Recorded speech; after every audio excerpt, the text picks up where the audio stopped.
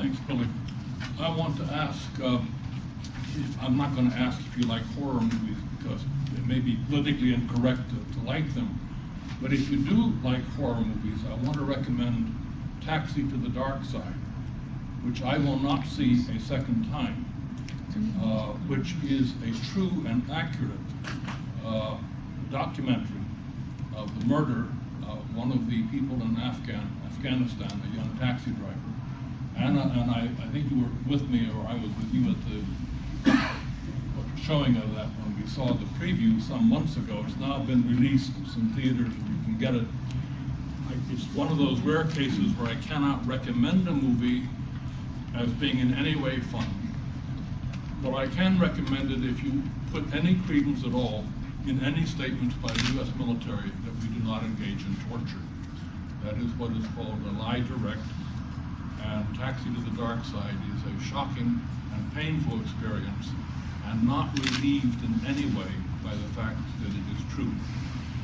I want to go back to discuss the organizing against the war, particularly resistance against the war. I belong to the War Resistance League as well as to the Socialist Party.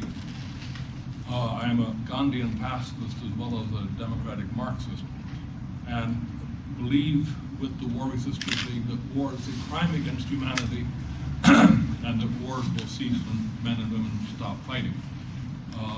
This meant that in World War I, the leader of the Socialist Party, Eugene Victor Debs, was sent to prison for an anti-war speech that he made in Canton, Ohio, and that many, many other members of the Socialist Party were sent to prison for opposing the war. Some were lynched. And that's sort of a part of the history that should not be forgotten, that the resistance to the First World War was open and serious and was led by the American Socialist Party.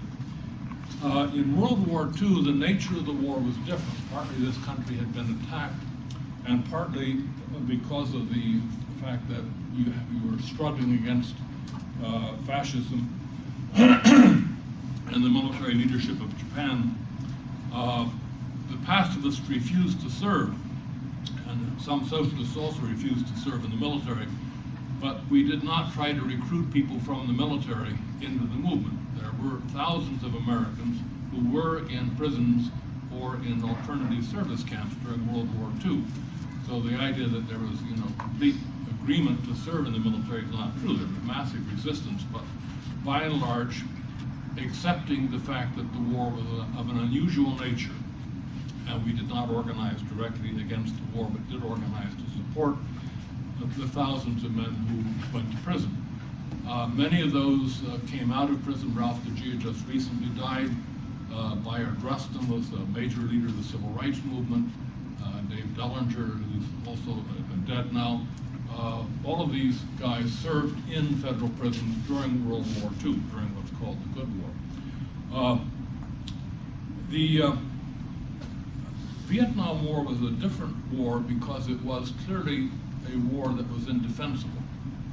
And we did organize support for troops. I remember in Rome in I've forgotten the date, that I introduced a motion at an International Pacifist Congress that we encouraged the various sections of the International to assist American troops in deserting and provide shelter for them. One result of that was that when I went from Rome to London to speak at a Trafalgar Square rally, I was held up at the airport with a deportation note because the CIA had transferred to Great Britain the fact that I was advocating desertion.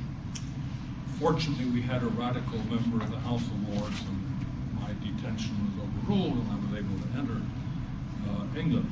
But our position was clear during the Vietnam War, that we did not view the men in service as criminals. We viewed the military, we viewed the action, the war, as a crime. We reached out to the troops at every level. We had coffee shops all across the country. The radicals, the Trotskyists to their credit, the communists, the pacifists had coffee shops near military bases. We had dialogues with troops. Our own office, the War Resistance League, was very busy working on getting false passports and papers for people who wanted to leave. There were none of us on the staff who did not any given night have deserters in our houses on their way to Canada. I think the reason that no one cracked down on this is because there was no point really that by the time they cracked down, the person would be gone. But I know that I've housed many people on their way to Canada, and that many others also did.